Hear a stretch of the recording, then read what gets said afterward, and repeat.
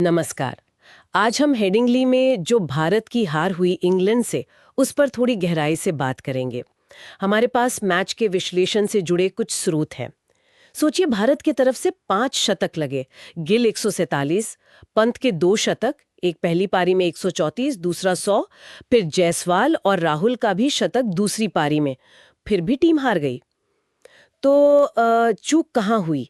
चलिए इसी को समझने की कोशिश करते हैं। बिल्कुल। ये नतीजा ना सिर्फ स्कोर कार्ड देखकर समझ नहीं आएगा। बात रनों के अंबार की नहीं है, हमें वो छोटे छोटे पल देखने होंगे जहां मैच का रुख पलटा। तो आज की बातचीत का मकसद यही है कि हार के पीछे जो असल कारण है उनको सामने लाएं। तो हुआ ये कि ये टेस्ट चला 20 से 24 जून तक और इंग्लैंड ने आखिरी दिन 371 रन बना डाले, मतलब लक्ष्य हासिल कर लिया। भारत के बल्लेबाजों ने तो कमाल ही कर दिया, जैसा हमने कहा भी। तो यहाँ बात दिलचस्प हो जाती है। इंग्लैंड ने इतने बड़े स्कोर का पीछा आखिर किया कैसे? क्या वो उनका वही पुराना बेसबॉल स्टाइल था? हाँ, कह सकते हैं। लेकिन यहाँ ना इंग्लैंड की रणनीति को बेसबॉल विद ब्रेन्स कहना शायद ज्यादा सही होगा। शुरुआत तो तेज की उन्होंने, बिल्कुल। डेकेट ने तेजी से 149 रन बनाए, क्रॉली ने भी 65 का अच्छा योगदान दिया। हाँ, वो तो था। लेकिन ये सिर्फ अंधाधुंध हिटिंग नहीं थी। जब लक्ष्य का पीछा कर रहे थे और दबाव बढ़ रहा था, तब जो रूट ने जो पारी खेली 53 नाबाद, और स्मिथ ने भी साथ दिया, वो कमाल का धैर्य और समझदारी थी। अच्छा। हाँ, मतलब उन्होंने खराब गेंदों का इंतजार किया, स्ट्राइक बदलते रहे और भारतीय गेंदबाजों को हावी नहीं होने दिया। ये सोची समझी रणनीति थी, जिसमें तेजी भी थी और हालात के मुताबिक खेलने की समझ भी। लेकिन 371 रन बचाने थे, भारतीय गेंदबाजी में वो पैनापन क्यों नहीं दिखा, खासकर आखिरी दिन? पिच से भी तो कुछ मदद मिलनी चाहिए थी ना? देखिए, गेंदबाजों ने कोशिश तो की, शुरुआती विकेट लिए भी। बुमराह ने तो हमेशा की तरह अपनी जान लगा दी। हाँ, वो तो है। पर दिक्कत ये हुई कि दूसरे छोर से वो लगातार दबाव नहीं बन पाया। इंग्लैंड के बल्लेबाजों को, खासकर रूट और स्मिथ को, थोड़ा सेट होने का टाइम मिल गया। और जब विकेट चाहिए थे, निर्णायक मौकों पर, वो मिले नहीं।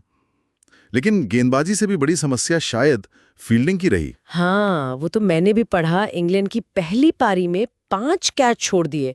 ऑली पोप का 60 पर, फिर बेन डकेट का 15 पर, हैरी ब्रूक का 58 पर। अरे बाप रे, ये तो बहुत ही महंगे पड़े होंगे। ये सिर्फ नंबर नहीं है, ये तो मैच बदलने वाले पल थे। बिल्कुल सही कहा आपने। ये पिछले 5 साल में एक पारी में छोड़े गए सबसे ज्यादा कैच थे। आप सोचिए जरा, डकेट और ब्रूक जैसे बल्लेबाजों को आप जीवन दान दे रहे हैं। हाँ। इन गलतियों ने इंग्लैंड को सिर्फ मुश्किल से निकलने का मौका नहीं दिया, बल्कि पहली पारी में एक बड़ा स्कोर बनाने में मदद की। अगर वो कैच पकड़े जाते तो इंग्लैंड शायद 100-150 रन पीछे होता पहली पारी में। सही बात है। इन्हें और बल्लेबाजी की बात करें, टॉप ऑर्डर ने तो शतक बना दिए जैसा हमने कहा, पर क्या निचले क्रम ने थोड़ा निराश किया? हाँ, ये भी एक अहम पहलू था। पहली पारी अगर आप देखें, नंबर 8 से 11 तक के बल्लेबाजों ने मिलकर सिर्फ 41 रन जोड़े और इस बीच 7 विकेट गिर गए। ओह। हाँ, एक टाइम लग रहा था कि भारत शायद 500 पार कर जाएगा, लेकिन वो एकदम से कोलैप्स हो गया। नतीजा ये हुआ कि भारत की बढ़त उतनी बड़ी नहीं हो पाई जितनी हो सकती थी। वो एक मौका था जो हाथ से निकल गया। और दूसरी पारी में भी यही हुआ। जब दबाव बढ़ा तो मध्य क्रम और निचला क्रम वो जल्दी बिखर गया। और इन सबके बीच कप्तानी का भी कुछ रोल रहा होगा। शुभमन गिल के लिए ये एक बड़ी जिम्मेदारी थी।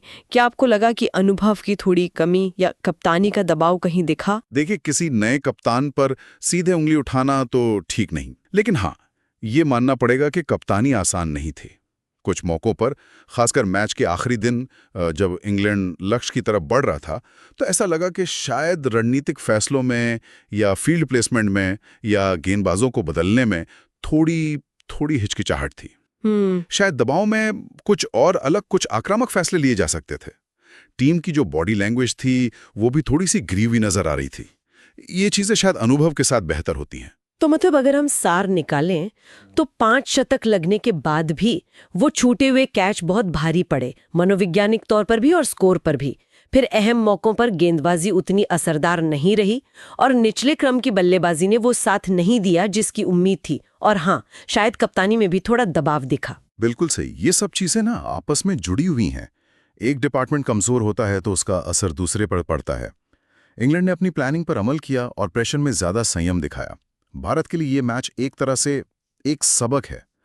टेस्ट क्रिकेट सिर्फ बड़े स्कोर बनाने का खेल नहीं है। सही कहा। मैच जीतना तो आपको पांचों दिन, हर सेशन में, खेल के हर पहलू में, फील्डिंग हो, गेंदबाजी हो, बल्लेबाजी हो, लगातार अच्छा करना होता है। और दबाव झेलने की क्षमता, वो बहुत जरूरी है। तो आखिर में एक सवाल मन में आता है कि क्या टेस्ट क्रिकेट में इतने बड़े स्कोर बनाने के बाद जीत पक्की मान लेना ही एक भूल है, और क्या ये हार भारतीय टीम को अपनी फील्डिंग और प्रेशर में खेलने की क्षमता पर गंभीरता से काम करने के लिए मजबूर करेगी? इस पर सोचने वाली बात है ये।